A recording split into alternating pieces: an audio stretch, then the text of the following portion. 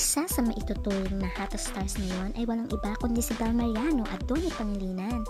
Kaya naman tinawag silang New Generation Stars. Hindi lamang yun, sila rin ang hottest love team sa ngayon na tinawag silang New Generation Love Team.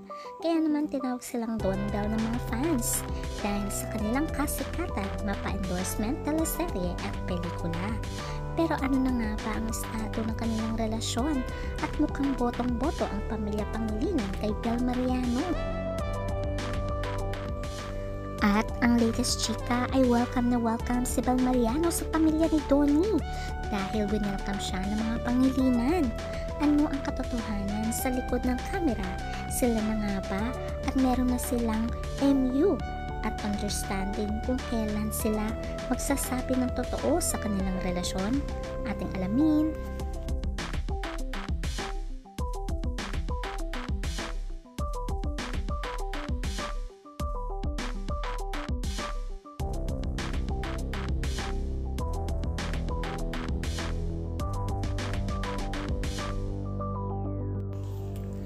For the first time ay nag-open na rin si Bel Mariano tungkol sa relationship niya ng kanyang on-screen partner na si Donnie Pangilinan.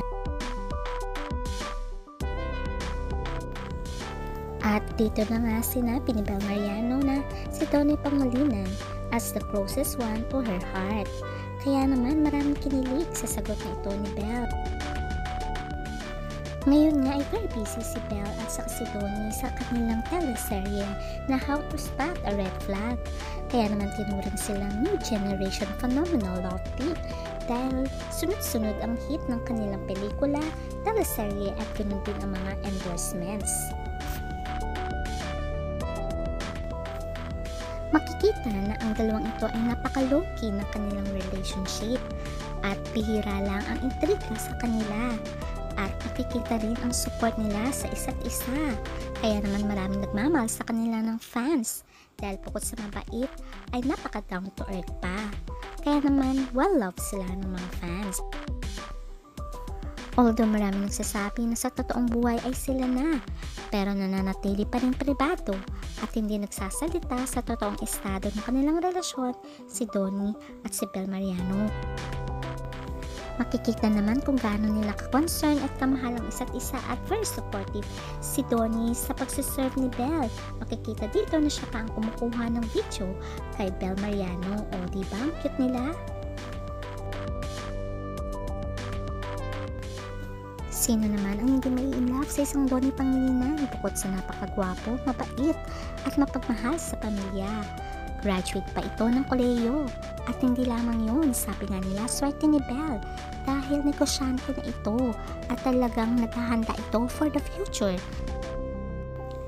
Bukod sa nagpapagawa na nga si Donnie na napakalaking future house nito, ay talaga namang hands-on ito sa pagpapagawa ng kanyang mansyon. At hindi lamang yun, hands-on din ito sa kanyang negosyo na gasoline station. Makikita naman dito na siya mismo ang nagsiserve sa mga customers. At during his first anniversary ay nagbigay pa ito ng free gas sa mga customers. O diba? Kaya naman pinagpapala si Donnie dahil hindi rin siya madamot sa mga customers at nag-give back din siya sa mga loyal customers nila. Di lamang yun, kita nyo naman kung gaano niya kamahal itong si Bel Mariano. O diba, minamassage niya ito kahit wala naman sa scene or behind the camera. O diba, napaka-sweet niya. Sino namang hindi may in love sa isang Donnie Pangilinan?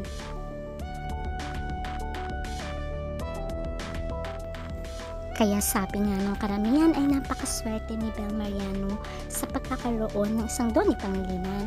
Pero syempre, swerte din naman si Donnie kay Bel dahil bukod sa maganda si Bel, mapait, singer at talented, ay mapagmahal din ito sa pamilya. Kaya naman swak na swak sila sa isa't isa. Kita naman dito ang pagmamahal ng mga Pangilinan kay Donnie at kay Bel. At talagang gusto nga ni Marisa Laksa si Bel Mariano at ganun din naman ang father ni Donnie na si Anthony Pangilinan. O diba ang sweet-sweet ng pamilyang ito. Alam niyo ba na tanggap ng pamilya Pangilinan si Bel Mariano at maraming occasions na lagi nandyan si Bel sa pamilya Pangilinan. Kaya naman, abangan na lang natin kung si Bel Mariano na nga ba ang future the one ni Donnie Pangilinan. At mukhang siya na nga dahil botong-boto ang pamilya Pangilinan sa kanya. Kaya abangan natin.